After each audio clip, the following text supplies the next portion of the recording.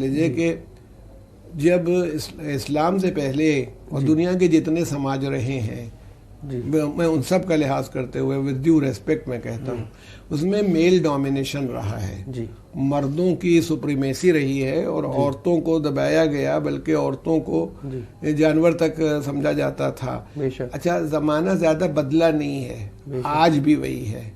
یعنی وہ جب یہ شور مچتا ہے لبرلزم کا اور فیمنزم جو کہلاتا ہے کہ عورت کو جو ہے آزادی ملنی چاہیے اور وہ کوئی وہ جانور نہیں ہے اور اس کی مرضی ہے جو چاہے کرے، یہ مرد جو ہوتے ہیں یہ سب اپنی ترکیب سے کرتے ہیں۔ میں کہتا ہوں کہ آپ باہر کے ممالک میں بھی جائیے، آپ دیکھیے جوان عورتیں جو ہوتی ہیں وہ سیلز گرل ہوتی ہیں، تو بوڑھی کہاں گئیں؟ تو اس کا مطلب ہے جب ان کا شباب ختم ہو جاتا ہے تو کاؤنٹر سے ہٹا دی جاتی ہیں، تو مردوں کو ایکسپلائٹ کرنے کے لیے یا مردوں کی تسکین کے لیے وہ عورتیں چھوڑی جاتی ہیں۔ فلموں میں اور ڈراموں میں آپ دیکھیے مرد پتہ نہیں بڈھے ہو جاتے ہیں، کام کرتے رہتے ہیں، عورتوں کی جوانی ختم ہوئی، ان کا کام ختم ہو گیا۔ تو آج بھی وہ ایکسپلائٹیشن عورتوں کا ہوتا ہے، ان کو بیوقوف بنایا جاتا ہے۔ ان کو بیوقوف اس لیے بنایا جاتا ہے کہ وہ جب تک وہ عورت جوان ہے تب تک قابل قدر ہے۔ اسلام نے عورت کو اس منزل پر نہیں رکھا ہے۔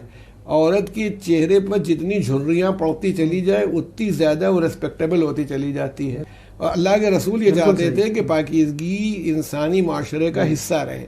تو اسی لیے پیغمبر صلی اللہ علیہ وآلہ وسلم نے عورت کو ایک بلند مقام دیا۔ حالت کیا تھی؟ لوگ بیٹیوں کو زندہ دفن کرتے تھے۔ قرآن نے پوچھا ہے وَإِذَا الْمَوْءُودَةُ سُئِلَتْ بِأَيِّ ذَنبٍ قُتِلَتْ، ہم پوچھیں گے، اللہ کہہ رہا ہے قیامت کے دن پوچھیں گے زندہ دفن کی جانے والی عورت لڑکی سے کہ کون سا جرم تھا جس کی وجہ سے دفن کر دی گئی۔ تو میں کہتا ہوں سماج تو نہیں بدلا، آج فیٹس کلنگ ہوتی ہے۔ خود ہندوستان میں کتنی لڑکیاں پیٹ میں مار دی جاتی ہیں، ڈاکٹر صاحب باوجود یہ ایلیگل ہے، جرم ہے کہ آپ سیکس بتائیں نہیں کہ بچہ جو پیٹ میں ہے وہ کیا ہے، لیکن معلوم ہو جاتا ہے کہ وہ پتہ لگا دے، پیسے دے کے پتہ لگا لیتے ہیں، اور معلوم ہو جاتا ہے تو لڑکی ہے تو قتل کر دی جاتی ہے۔ یہی تو عرب بھی کیا کرتے تھے۔ اسلام نے، رسول اللہ نے کیا کہا؟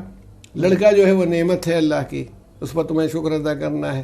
لڑکی رحمت ہے، تو آپ بتائیے کہ رحمت بنایا، اس کو مرسی بنایا کہ یہ نہیں ہے، یہ تمہارے لیے فائدہ مند ہے۔ ارشاد فرمایا کہ اگر کسی کی 3 لڑکیاں ہوں تو اللہ تعالیٰ کہے گا اس قیامت کے دن کہ جنت کے جس دروازے سے، اور ان کی صحیح پرورش کر دے اور راضی برضا رہے، تو اللہ کہے گا جس دروازے سے جی جائے جنت میں چلے جاؤ۔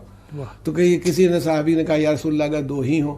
کہا اچھا 2 پر بھی، کہا اگر 1 ہی ہو؟ کہا 1 پر بھی، کہ یعنی اس کی صحیح پرورش کر دے، اور یہ ہے تو جنت کے جس دروازے سے چاہے چلا جائے۔